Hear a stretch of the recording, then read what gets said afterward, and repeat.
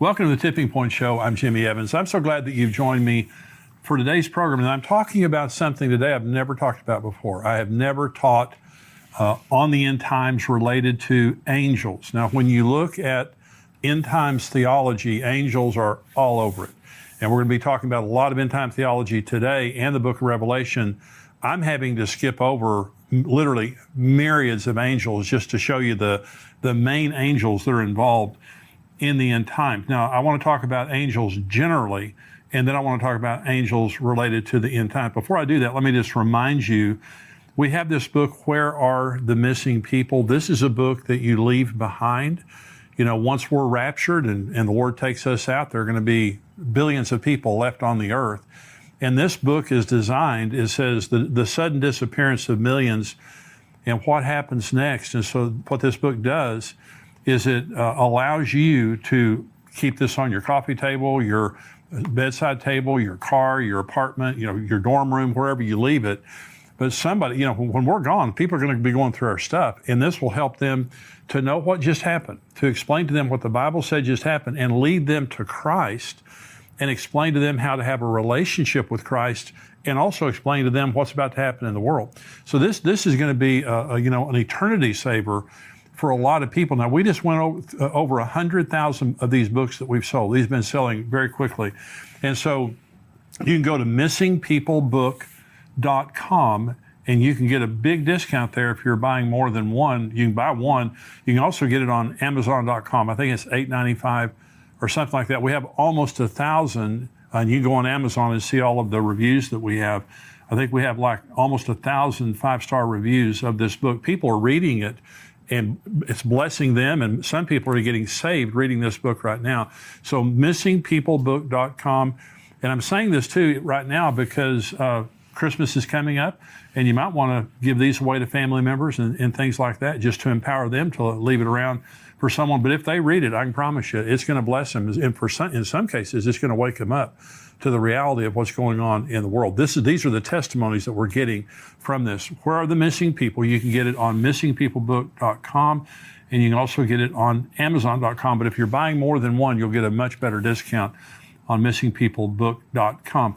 Let me talk about angels. One of the subjects that is very central to end times teaching is how involved angels are in carrying out God's plan. In the studying about angels in the end times, let's begin to understand who angels are and the role that they play. And so the first thing is they're ministering spirits sent to help believers and those who will inherit salvation. This is what Hebrews 1 says about angels. But to which of the angels has God ever said, "Sit at my right hand till I make your enemies your footstool"?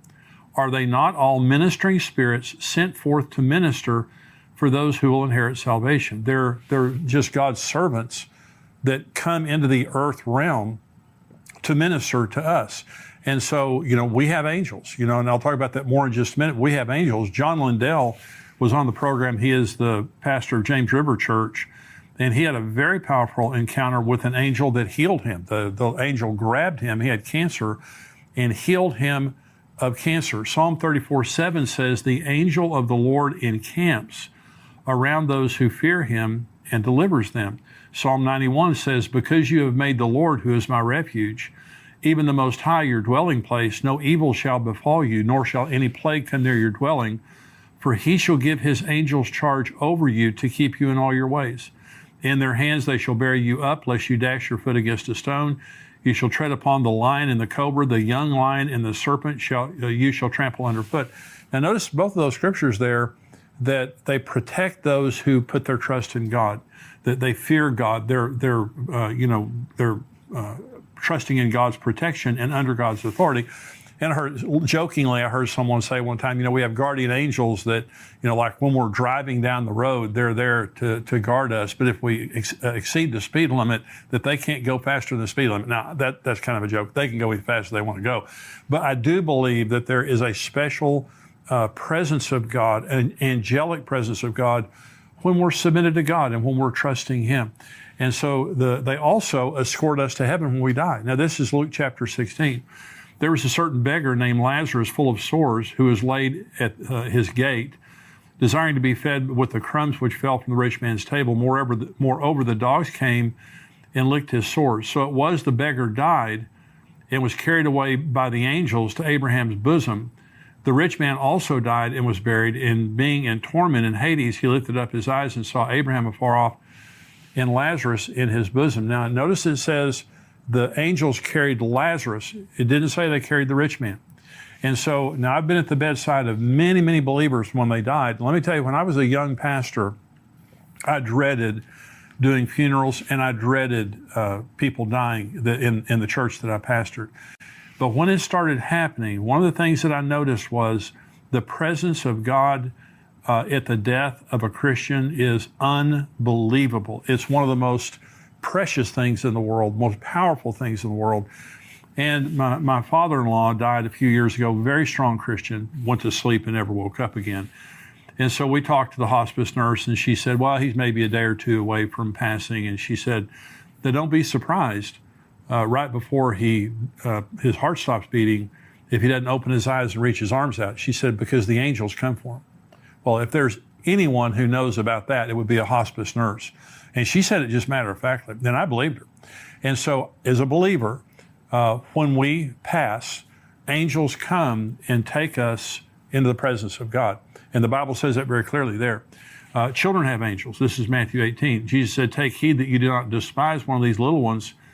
For I say to you that in heaven their angels always see the face of my Father who is in heaven. So God evidently assigns an angel to each one of our children. And remember, up until about the age of 13, children, any child that dies goes to heaven.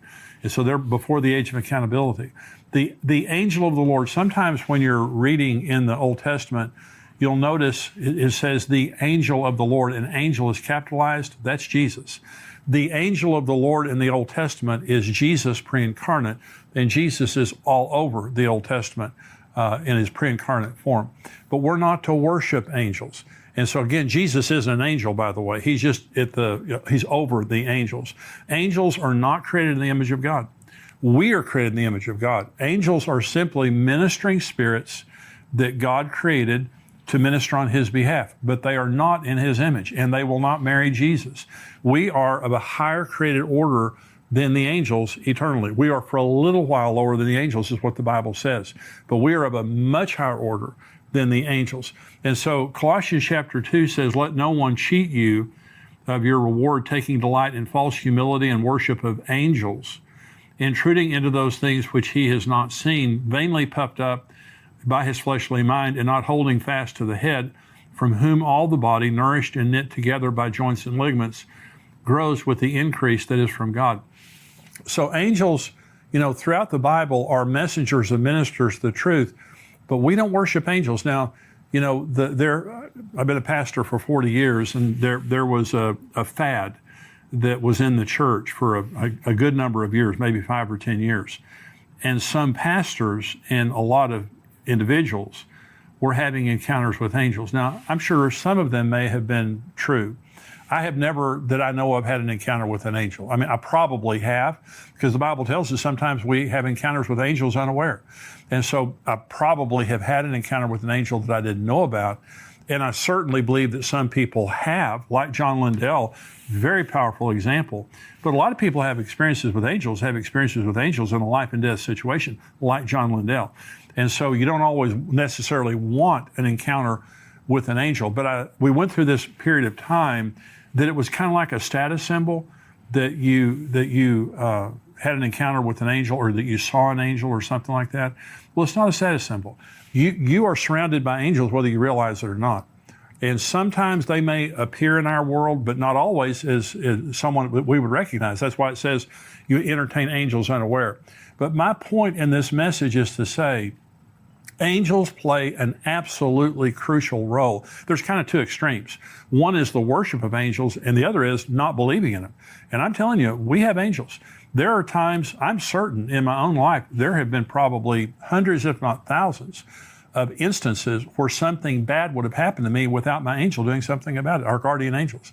And so they play a huge role in our lives. They play a huge role in eternity, but they also play a huge role in the end times. Let's go through some of the specific end time scriptures, and let's look at the angels that are a part of the end times, beginning with the book of Daniel and the angel Gabriel. Now, this is when the end began. I have a message that I preach, and it's called, When Did the End Begin? Here's when the end began. Because some people say, Jimmy, why do you have to have an end times? Why are you people so obsessed with the end times? Hey, it wasn't my idea. It was God in the Old Testament, beginning in Daniel chapter 9, when the end was announced. Here it is right here. Daniel 9, beginning in verse 20. While I was speaking, praying, this is Daniel speaking. Now, while I was speaking, praying, and confessing my sin and the sin of my people Israel, and presenting my supplication before the Lord my God for the holy mountain of my God, yes, while I was speaking in prayer, the man Gabriel, whom I had seen in the vision at the beginning, being caused to fly swiftly, reached me about the time of the evening offering, and he informed me and talked with me and said, O Daniel, I have now come forth to give you skill to understand. At the beginning of your supplications, the command went out, and I've come to tell you, for you are greatly beloved. Therefore, consider the matter and understand the vision. 70 weeks are determined for your people and for your holy city to finish the transgression, to make an end of sins, to make reconciliation for iniquity, to bring in everlasting righteousness, to seal up vision and prophecy, and to anoint the most holy. Know therefore and understand that from the going forth of the command to restore and rebuild Jerusalem until Messiah the Prince, there will be 7 weeks and 62 weeks. The street shall be built again, and the wall, even in troublesome times. Let's stop right there, because it keeps going on to talk about the abomination of desolation, the Antichrist, and all that. So Gabriel, the angel Gabriel, when it says the man Gabriel, this is the angel Gabriel flying swiftly, came to him and told him 490 prophetic years were being announced from then, from the announcement of a command to go back and rebuild Jerusalem until the very end. There would be 490 prophetic years. Now, the first 483 prophetic years, exactly the way that Gabriel said, have been exactly fulfilled to the day. From March the 14th of 445 BC until April 6th of 32 AD, that was exactly fulfilled from the time that Artaxerxes Longimanus decreed that they could go back and rebuild the city, until Jesus entered the city of Jerusalem on Palm Sunday. Exactly 483 years, 173,880 days, exactly prophetically fulfilled. That is how specific the Bible is. But there are 7 years left to be fulfilled. That's the tribulation. And so Gabriel comes and says, it has been established, Daniel, that there are only 490 prophetic years left. So the end began whenever they Artaxerxes announced that there could be the rebuilding of Jerusalem. It ends at the end of the tribulation. This age ends at the end of the tribulation. But God sent Gabriel, the angel, to begin all that. So angels also announced the location of the second coming of Christ. When Jesus ascended, this is Acts chapter 1, when he had spoken these things, while they watched, he was taken up, and a cloud received him out of their sight. And while they looked steadfastly toward heaven, as he went up, behold, 2 men stood beside them in white apparel, and also said, Men of Galilee, why do you stand gazing up into heaven? This same Jesus, who was taken up from you into heaven, will so come in like manner as you saw him go into heaven. Now remember, this is the Mount of Olives, and Jesus is standing there, and he ascends from the Mount of Olives. This is Zechariah 14, speaking about the second coming. Then the Lord will go forth and fight against those nations as he fights in the day of battle. And in that day, his...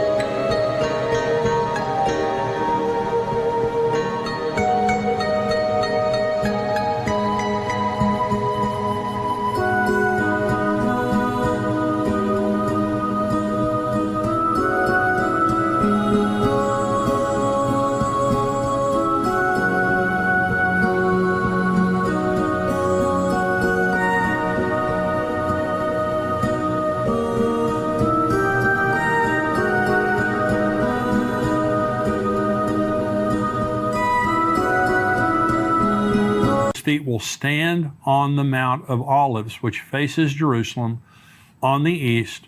And the Mount of Olives shall be split in two from east to west, making it a very large valley. Half the mountain shall move toward the north and half toward the south. Then you shall flee through my mountain valley, for the mountain valley shall reach to Azal. Yes, you shall flee as you fled from the earthquake in the days of Uzziah, the king of Judah. Thus the Lord my God will come, and all the saints with you. Now, this is a parallel text with Acts 1.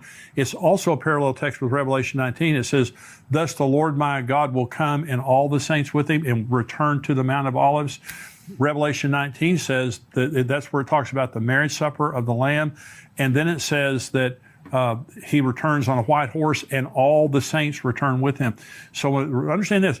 When the rapture happens and we go to heaven for 7 years, and I'll be answering a question during the subscriber portion about the timing of the marriage supper of the Lamb. And I've got a very specific question, because some people believe that the marriage supper of the Lamb doesn't happen until the end of the tribulation based on Revelation 19. I'm going to correct that. But Jesus comes and we come with him. When Jesus returns to the earth, we literally come right up, we're looking right over his shoulder when it happens. It's going to be an unbelievable moment. But an angel is the one who announced the specific location where Jesus was going to come back in the New Testament. We'll get right back to Tipping Point in a moment, but I wanted to take a second to tell you about our sponsor, ExpressVPN. Going online without ExpressVPN is like leaving your kids with the nearest stranger while using the restroom. Most of the time it's probably fine, but you never truly know who you're trusting. What if they're a kidnapper or a serial killer? ExpressVPN creates a secure tunnel between your device and the internet. It would take a hacker with a supercomputer over 1 billion years to get past ExpressVPN's encryption. It is so easy to use. You just start the app and press one button to get protected. You can connect up to 5 devices simultaneously, and it works on all your devices. Protect you and your family today and get an extra 3 months free by visiting expressvpn.com/endtimes. That's expressvpn.com/endtimes. To stay safe and get an extra 3 months free, visit expressvpn.com/endtimes. The rapture will also occur with the voice of an archangel. 1 Thessalonians 4. The Lord himself will descend from heaven with a shout, with the voice of an archangel and with the trumpet of God. And the dead in Christ will rise first. Then we who are alive and remain shall be caught up together with them in the clouds to meet the Lord in the air. And thus we shall also always be with the Lord. Therefore, comfort one another with these words. Now, notice there it says we meet him in the air. Okay, that's the rapture. The second coming is on the Mount of Olives. Okay, that's another way to understand it. It says, the voice of an archangel. Only Michael. Now, Michael and Gabriel, we believe, are archangels. Michael, we know is an archangel because the book of Jude tells us that Michael is an archangel. Gabriel, he is announced as an archangel in the book of Enoch. And now the first book of Enoch, I believe, is inspired. It's not canon. It's not the Bible. The other 2 books of Enoch are not inspired. They've already been proven to be false. Now remember, the book of Jude quotes the book of Enoch. And so you can't dismiss the book of Enoch. But I believe Michael and Gabriel, so at the rapture, either Michael, Gabriel, there's going to be the voice of an archangel there. The book of Revelation was given to John by the Lord's angel. This is Revelation 1. The revelation of Jesus Christ, which God gave him to show his servants things which must shortly take place. And he sent and signified it by his angel to his servant John, who bore witness to the word of God and to the testimony of Jesus, to all the things he saw. Blessed is he who reads and those who hear the words of this prophecy and keep those things which are written in it, for the time is near. The book of Revelation is the only book in the Bible that promises a blessing to people who read it. That's why it's so important to read it. And so, but we're told there that John was given the revelation by the angel of the Lord. The scroll with the seals that begins the tribulation will be controlled by a strong angel. This is Revelation 5. I saw in the right hand of him who sat on the throne a scroll written inside and on the back, sealed with 7 seals. Then I saw a strong angel proclaiming with a loud voice, who is worthy to open the scroll and to loose its seals? And no one in heaven or on the earth or under the earth was able to open the scroll or to look at it.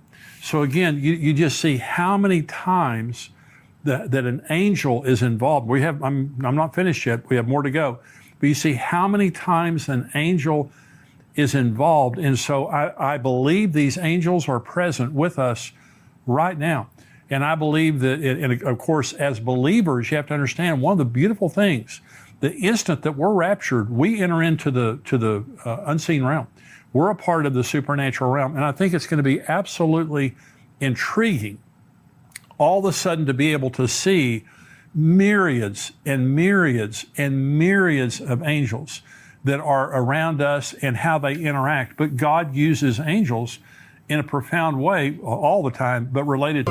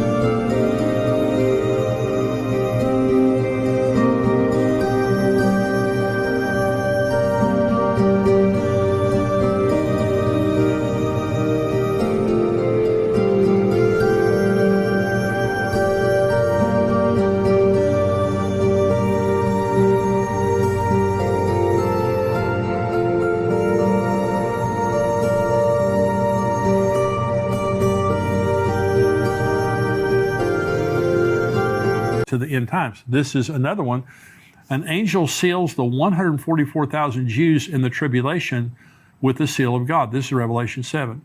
After these things, I saw four angels standing at the four corners of the earth, holding the four winds of the earth, that the wind should not blow on the earth or the sea or in any tree. So there are four angels right there. Then I saw another angel ascending from the east, having the seal of the living God, and he cried with a loud voice to the four angels to whom it was granted to harm the earth and the sea, saying, do not harm the earth, the sea, or the trees, till we have sealed the servants of our God on their foreheads. And I heard the number of those who were sealed. 144,000 of all the tribes of the children of Israel were sealed. Now this is Revelation 14, again talking about the 144,000. Then I looked, and behold, a lamb standing on Mount Zion, and with him 144,000, having his Father's name written on their foreheads. So an angel is the one who seals the 144,000 in their forehead, because they're not going to be harmed. All these judgments that are coming in on the earth, they're not going to be harmed. But here's interesting. It says his Father's name. The Lamb was with the 144,000 because they go around the world proclaiming the gospel to the entire world, but his Father's name is on their forehead. So this is interesting, and I'm not preaching this as a doctrine. I'm sharing this as something that's interesting, and that is there are those that believe that the church is the bride of Jesus and the Jews are the bride of the Father. Now remember, you go to Revelation 21 and you read about the New Jerusalem. It says there are 12 gates to enter the city of the New Jerusalem, and every gate has the name of a patriarch on it, the 12 sons of Jacob. Okay, so all around. But it has 12 foundations, and each of the foundations has a name of the apostle. So it's interesting, the New Jerusalem is branded both to the church and to the Jews. And so an example is before Jesus came, and in the Old Testament, before Jesus became the standard of salvation, what happens to David? What happens to Moses? What happens to Aaron? what happens to, all the wonderful people in the Old Testament? Well, they certainly don't go to hell. And so where do they go? So there are those that believe that in the New Jerusalem, this is shared by the Old Testament Jewish saints that are the bride of the Father and the church that is the bride of Christ. Interesting thing. Okay. Another one. 3 angels proclaim a universal message to the world in Revelation 14. It says, "Then I saw another angel flying in the midst of heaven, having the everlasting gospel to preach to those who dwell on the earth, to every nation, tribe, tongue, and people, saying with a loud voice, fear God and give glory to him, for the hour of his judgment is come, and worship him who made heaven and earth, the sea, and the springs of water." Another angel followed, saying, "Babylon is fallen the great city, because she has made all nations drink of the wine of the wrath of her fornication." Then a third angel followed with them, saying with a loud voice, "If anyone worships the beast and his image, and receives his mark on his forehead or on his hand, he himself shall also drink of the wine of the wrath of God, which is poured out full strength into the cup of his indignation. He shall be tormented with fire and brimstone in the presence of the holy angels and the presence of the Lamb. And the smoke of their torment ascends forever and ever, and they have no rest day or night who worship the beast in his image, and whoever receives the mark of his name." Now, there's several things in there. The first is, it says that they'll be tormented in the presence of the Lamb and his holy angels. Satan is not the Lord of hell. Jesus is the Lord of hell. And so Satan is in the judgment of hell like everybody there with him. He's bound there. And so, but it begins by saying an angel came and proclaimed the everlasting gospel to the 4 corners of the world, every tribe, nation, and tongue. When Jesus said this gospel will be preached into all the world and then the end will come, that's when it happens. It happens through the church before the rapture. It happens through the 144,000 after the rapture. It happens through the 2 witnesses after the rapture. And finally, it happens with this angel in Revelation chapter 20, preaching the gospel supernaturally to every person on earth. And so these angels that are proclaiming the gospel, and Babylon has fallen, and the unforgivable sin of taking the mark of the beast, these are all angels proclaiming 3 important messages. And here's finally, an angel binds Satan for 1,000 years at the beginning of the millennium. This is Revelation 20. "Then I saw an angel coming down from heaven, having the key to the bottomless pit and a great chain in his hand. He laid hold of the dragon, that serpent of old, who is the devil and Satan, and bound him for 1,000 years. And he cast him into the bottomless pit and shut him up and set a seal on him, that he should deceive the nations no more till the 1,000 years were finished. But after these things, he must be released for a little while." Here's the wonderful thing about that scripture. It just takes one angel. When it talked about the seals, it says a strong angel said, "Who is worthy to break the seals?" This doesn't even say it's a strong angel. So let me just say, first of all, when Satan fell, he took 1/3 of the angels with him. That means that 2/3 stayed with God. That means in the angelic realm, the angels of God are twice as powerful as the angels of Satan. But how much more powerful is God than Satan?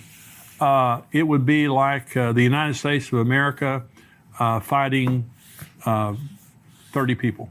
There's just no comparison. I mean, God is infinitely more powerful than the devil. So when it comes time to lock the devil up, one angel goes over and takes him and puts him in the bottomless pit. But I just want you to notice now the angelic participation in the end times, but the same is true for us today. We don't worship angels, but you need to remember, you have angels around you all the time. And God is using those angels in your child's life. The day that if Jesus tarries and we pass away, they're going to take us into the presence of God. In the meantime, we have guardian angels that are with us. They're ministering spirits sent to render aid to God's elect. So when you're praying for yourself, you're praying for your family, you're praying for your children, whoever you're praying for, angels are dispatched. God uses angels in a supernatural way in the earth realm to help us, but they are and will be a major part of the end times. Now I'm going to talk about Israel. We're going into the subscriber portion. I'm going to talk about some incredible things that are happening regarding the building of the third temple. I'm also going to be answering a lot of questions right now. We have a lot of end time questions that our subscribers have written in, so I'm going to be answering these questions. If you're not a subscriber to endtimes.com, it's $7 a month, $77 a year. You get the full Tipping Point podcast plus all of our videos and articles that come out all week long, and all of our archives. $7 a month, and there's a 7-day trial period also.